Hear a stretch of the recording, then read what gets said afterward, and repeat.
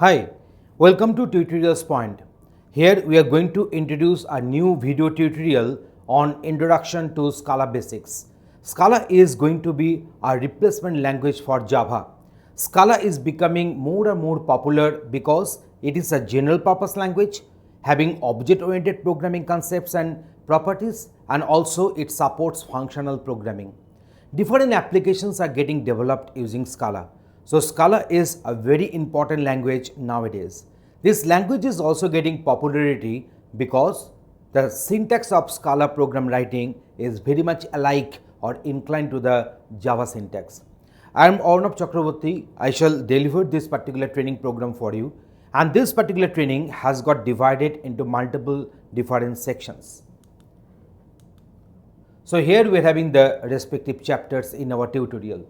So Scala Overview, then Scala Environment will be coming, where we shall be showing you how to install Scala and how to make our IDEs equipped for the Scala programming. Then Scala Basics, Scala Data, Variables, Classes and Objects, Operators, If-Else Statement, Loop Statements, Functions, Closures, Strings, Arrays, Collection, Traits, Pattern Matching, Regular Expression, Exception Handling, Extractors, and Files I/O.